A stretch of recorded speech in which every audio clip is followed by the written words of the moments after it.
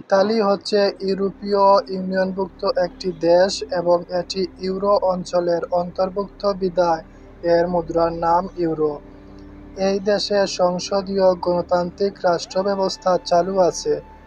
এর উত্তর সীমান্তে আল্পস পর্বতমালা সংলগ্ন ফ্রান্স, সুইজারল্যান্ড, অস্ট্রিয়া ও স্লোভেনিয়া অবস্থিত। দেশটির ভাষা হচ্ছে ইতালীয়।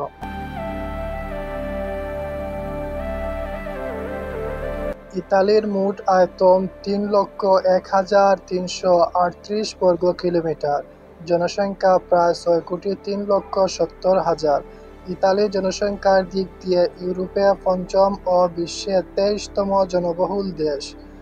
ইতালির রাজধানী এবং বৃহত্তম শহর হচ্ছে রোম।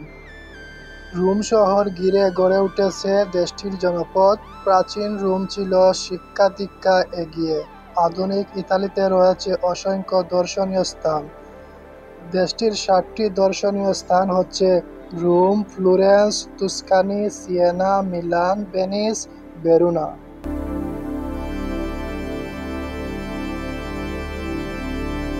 রোমের ইতিহাস ২৮ শতাব্দী জুড়ে বিস্তৃত। যদিও রোমান পুরাণ উল্লেখ অনুযায়ী ৭৫৩ খ্রিস্টপূর্বাব্দের কাছাকাছি সময়ে রোমের প্রতিষ্ঠা হয়। এই অঞ্চলে অনেক আগে থেকে মানব বসতি ছিল, যার ফলে এটি ইউরোপের প্রাচীনতম নিরবিচ্ছিন্ন মানব বসতিযুক্ত শহরগুলোর অন্যতম। বর্তমান ইতালি একটি গণপ্রজাতান্ত্রিক রাষ্ট্র।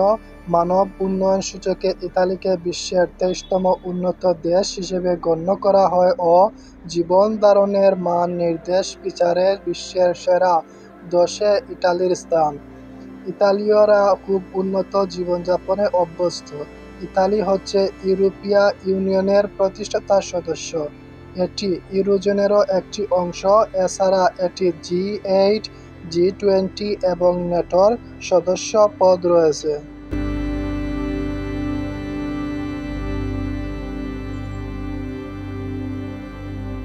রেনেসাঁর যুগে ইতালির ১/৩ লোক ১৩৪৮ সালের মহামারীতে প্রাণ হারায়। তথাপি মহামরকের বিপর্যয় থেকে পুনরুত্থান নগর জুড়ে ব্যবসা এবং অর্থনীতি ব্যাপকভাবে আলোড়িত করেছে।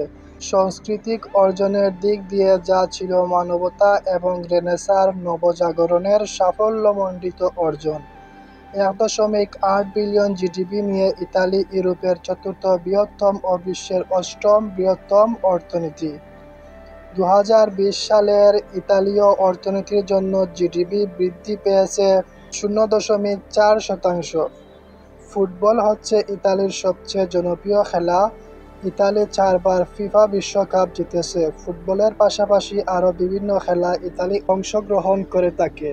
তো এই ছিল আজকের ভিডিও। আশা করি ভিডিওটি ভালো লাগলে অবশ্যই একটি কমেন্ট করে আপনার মতামত জানিয়ে যাবেন। ধন্যবাদ এতক্ষণ সঙ্গে থাকার জন্য।